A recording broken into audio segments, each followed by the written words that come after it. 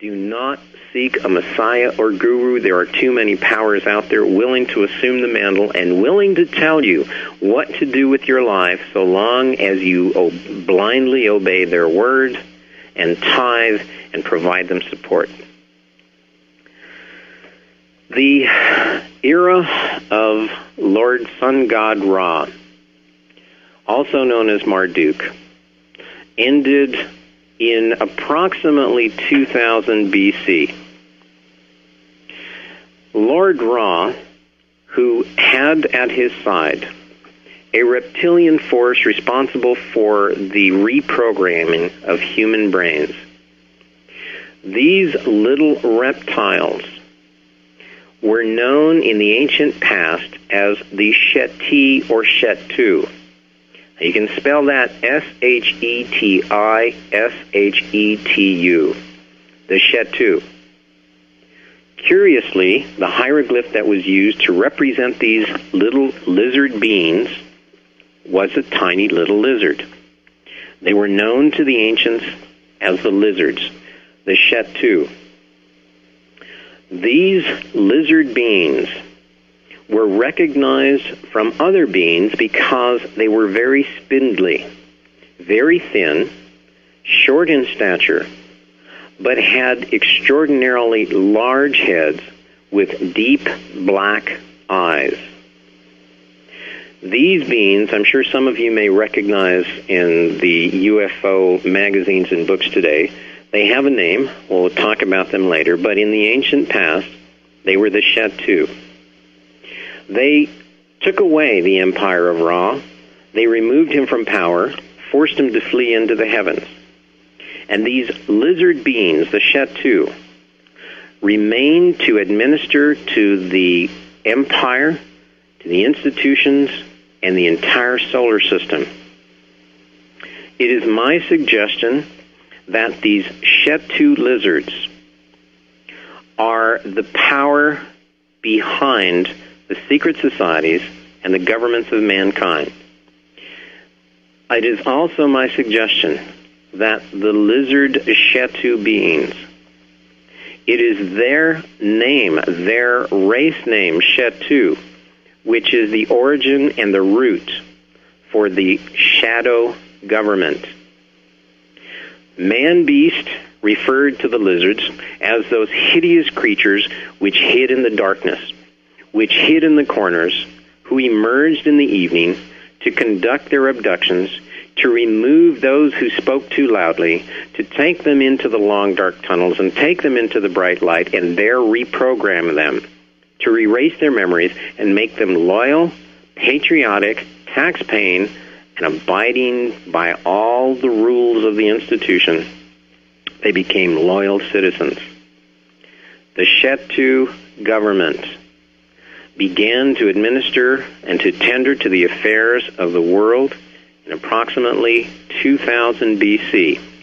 It is my suggestion that they are still here, that the institutions and the powers that be are not directed by some sort of earthly power, but are directed from heaven.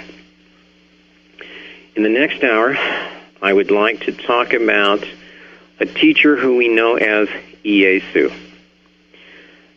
Whether one accepts him as the Messiah, the Savior, as a teacher of righteousness, as a renegade rabbi, or simply as a man who was frustrated with the institution, there is no doubt that he has been influential, that he has changed the course of the history of the world.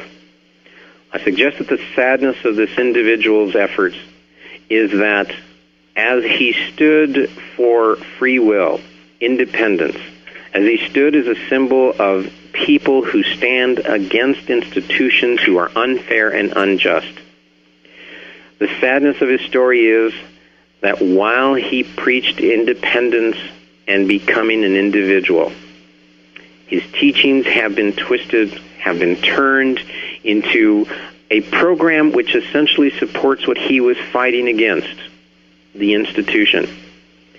Our societies, our institutions, our governments, our powers that be quote freely from this individual to justify their position.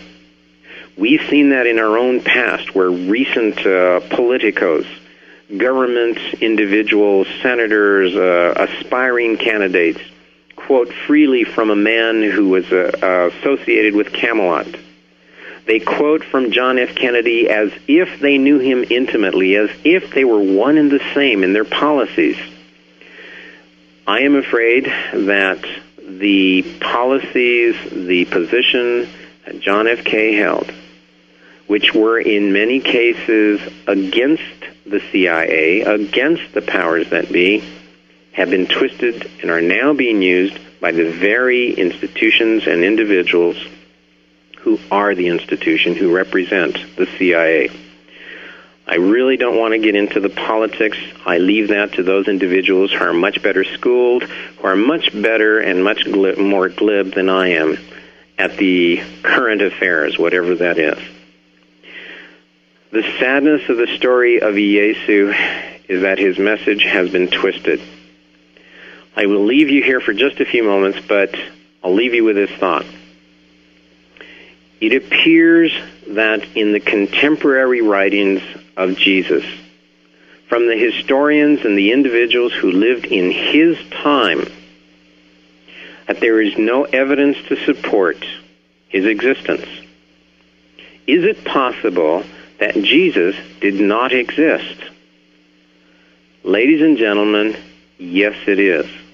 However, there is evidence in the Dead Sea Scrolls, the writings of Josephus, and several others to suggest that there was at least one teacher of righteousness who acted in the same fashion, who proposed the same policies and the same ideas, and that the Christian church created the illusion of Jesus based upon other teachers, other prophets, that created the illusion of Jesus to further their politics, to further their power position. I believe, in fact, there was a teacher of righteousness. There is far too much evidence to suggest that there was not. But there is even stronger evidence to suggest that the concept of Jesus as we have been raised with is an illusion. This does not in any way take away from the meanings and the teachings of what he was trying to profess. It does, however, remove the power base of one of the major institutions of this planet. Please, with an open mind, if you would, because I intend to produce some information on Jesus that has gotten us into a great deal of difficulty all over the globe. Jesus was real, but not the Jesus that has been portrayed in the Bible. Thank you to, again, Rod, to Ivy West, Dave Hinkson, the American Freedom Radio Network. Thank you for listening for this last hour. I hope that we don't lose you. If this intrigues you, you're going to absolutely enjoy the next hour. Okay, good evening, ladies and gentlemen. You're back on, Robert. Thank you, sir. Thank you very much, Rod. And thank you, ladies and gentlemen, for tuning in on this second hour, and hopefully we didn't lose too many of you. I want to thank the American Freedom Radio Network, Rod Remlin, of course, and Dave Hinkson, and thank you to all of you who have supported us in the last few months of our efforts at trying to tell this story.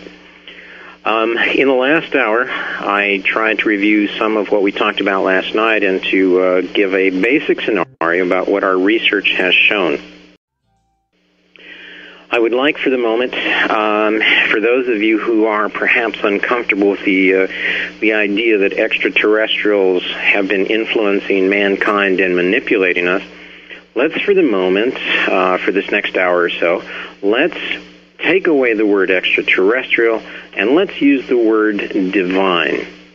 Let us suggest that the beings who have been influencing our planet, our evolution, are all divine.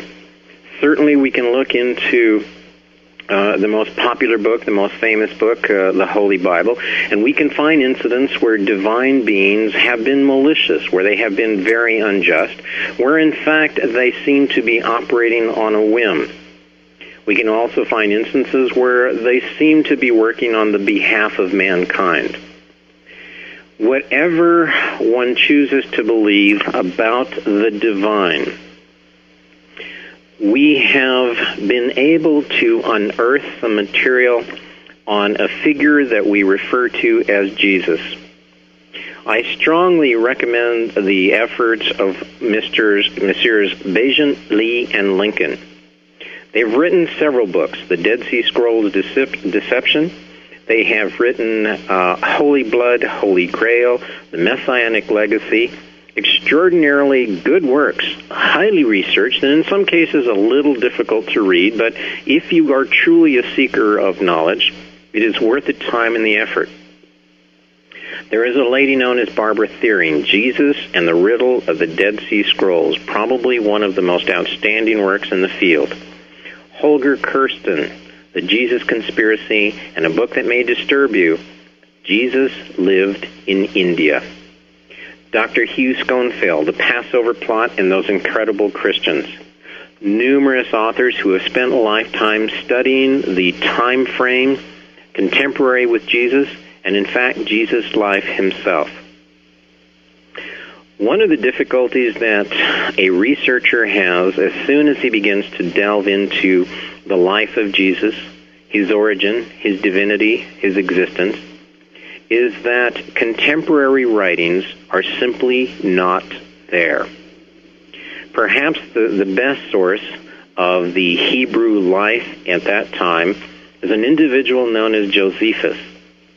Josephus was a Hebrew who, in fact, distinguished himself in the Roman army.